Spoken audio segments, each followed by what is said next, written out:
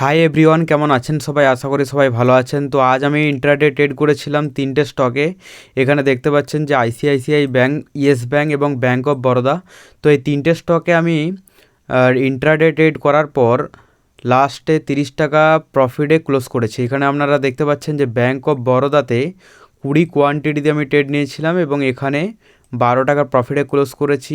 Yes ব্যাঙ্কে trade নিয়েছিলাম, এখানে 7 টাকা লস হয়েছে এবং আইসিআইসিআই ব্যাঙ্কে কিন্তু 25 টাকার প্রফিট হয়েছে। তো এখানে আমি আপনাদেরকে অল ডিটেলস এক্সপ্লেন করব যে আমি ঠিক কোন জায়গায় এন্ট্রি নিয়েছিলাম এবং কোথায় এক্সিট নিয়েছি। অল ডিটেলস আপনাদেরকে শেয়ার করবো এই ভিডিওতে। অবশ্যই ভিডিওটি শেষ পর্যন্ত দেখবেন। এখানে আপনারা অর্ডার সেকশনে দেখতে পাচ্ছেন যে আমি প্রথমে আইসিআইসিআই ব্যাঙ্কে ট্রেড করেছিলাম, তারপর ইয়েস ব্যাঙ্কে এবং লাস্টে কিন্তু ব্যাঙ্ক অফ বরোদাতে ট্রেড নিয়েছিলাম। তো এখানে আমি আপনাদেরকে আইসিআইসিআই ব্যাঙ্কের প্রথমে চার্টে দেখিয়ে দিই। এখানে দেখুন, তো এখানে আপনারা দেখতে পাচ্ছেন যে আমি আইসিআইসিআই ব্যাঙ্কে এইরকম লেভেলে কিন্তু এন্ট্রি নিয়েছিলাম এবং এখানে এসএল ছিল, এখানে টার্গেট ছিল, আমার টার্গেট হিট করে দিয়েছে, আমি এখানে এক্সিট করে গিয়েছিলাম এবং এক্সিট করার পর কিন্তু মার্কেট আমার অপোজিটে প্লে করেছে। মানে আমি যদি এখানে এক্সিট না নিতাম, আমার যদি টার্গেট এখানে বা এখানে থাকতো, তাহলে কিন্তু এখানে আমার এসএল হিট করে দিত। ওকে, তো এখানে সিম্পল রিজন, সেই রকম কিছুই না। এখানে দেখুন, নর্মাল যদি এখানে দেখেন আপনারা, যদি রেসিস্ট্যান্সের ট্রেন্ড লাইন যদি প্লট করেন, এখানে দেখুন ট্রেন্ড লাইন খুব ভালো কাজ করে। তো মার্কেট যখন রেসিস্ট্যান্স জোনে থাকে তখন সেখান থেকে রেসপেক্ট দেয় বেশিরভাগ ক্ষেত্রে। তো সেই হিসাবে আমার প্ল্যানিং ছিল যে মার্কেটে এখানে যেহেতু সেকেন্ড টাইম রেসিস্ট্যান্স দিয়েছে, তো থার্ড টাইমও কিন্তু মার্কেট একটা রেসিস্ট্যান্স দিয়ে নিচের দিকে মুভমেন্ট দিতে পারে। এই কারণের জন্য আমি এখানে এন্ট্রি নিয়েছিলাম এবং আমার এখানে ছোট মোটামুটি টার্গেট ছিল, এই টার্গেট হিট করে দিয়েছে। এখানে সেরকম কোনো কিছু না, মানে সিম্পল আপনাকে প্রসেস ফলো করলে আপনি এখান থেকে প্রফিট করতে পারবেন। বেশি কিছু আপনাকে কমপ্লিকেটেড ভাবা চলবে না। এখানে দেখুন সিম্পল প্রসেসে আমি কিন্তু এন্ট্রি নিয়েছি।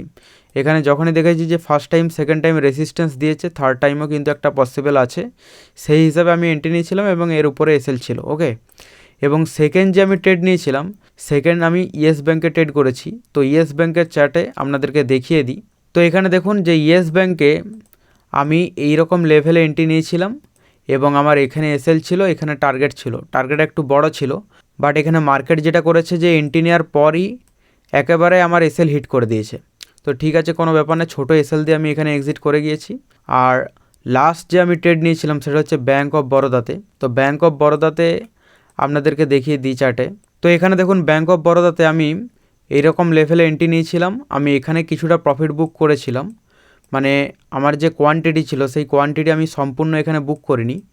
তো আমার টার্গেট ছিল যে আরেক ধাপ যদি নিচের দিকে যাই তাহলে এইরকম লেভেলে আমি সম্পূর্ণ এক্সিট করে যাব পুরো কোয়ান্টিটি। বাট এখানে 50% মতো আমি এক্সিট করে গিয়েছিলাম। আর এখানে তারপর থেকেই মার্কেটের সাপোর্ট দিয়ে আপসাইডে মোমেন্টাম দিয়েছিল, তার জন্য আমি বাকি যে কোয়ান্টিটি কস্ট টু কস্টে এক্সিট করে গিয়েছি।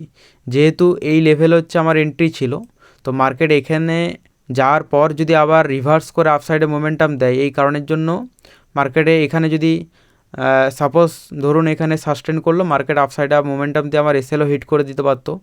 এই কারণের জন্য আমি কস্ট টু কস্ট 50% এখানে এক্সিট করে গেছি এবং এখানে 50% প্রফিট বুক করেছি।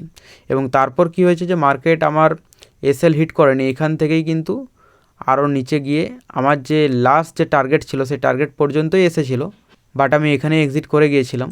এখানে এন্ট্রি নেওয়ার কারণ হচ্ছে যে মার্কেটে এখানে দেখুন যে মার্কেটে এখানে ট্রেন্ড লাইন হিসাবে রেসিস্ট্যান্স দিয়েছে এবং দেওয়ার পর মার্কেটে ফাইনালি ব্রেক করেছে। তো এরপর মার্কেটে যেহেতু ব্রেক করেছে, তো ব্রেক করার পর মার্কেট কন্টিনিউ আপসাইডে মোমেন্টাম দিয়েছে। তো এই কারণে আমার একটা পসিবিলিটি ছিল যে মার্কেটে এই রেসিস্ট্যান্সকে রেসপেক্ট দিতে পারে, কারণ এটা একটা রেসিস্ট্যান্স, দেন এখানে একটা রেসিস্ট্যান্স। তো মার্কেট একেবারেই তো এইরকমভাবে আপসাইডে যাওয়ার পসিবল খুব কম হয়। মার্কেট পুলব্যাক করে দেন আবার আরেকটা মোমেন্টাম দিতে থাকে, যেমন ধরুন এইরকম হতে পারে। এইরকম হওয়ার পসিবিলিটি ছিল যে মার্কেট এখান থেকে একটা নিচের দিকে যাবে, ফের আবার একটা মোমেন্টাম দিতে পারে। এই কারণের জন্যই কিন্তু আমি এখানে এন্ট্রি প্লেস করেছিলাম। তবে পরবর্তীতে আমি আবার যখন ট্রেড নেব অবশ্যই আমি আপনাদেরকে অল ডিটেলস এক্সপ্লেন করব চার্টের মাধ্যমে। তো তার জন্য চ্যানেলটিকে সাবস্ক্রাইব করে রাখতে ভুলবেন না। দেখা হচ্ছে পরবর্তী ভিডিওতে, ততক্ষণ ভালো থাকবেন। Bye bye guys.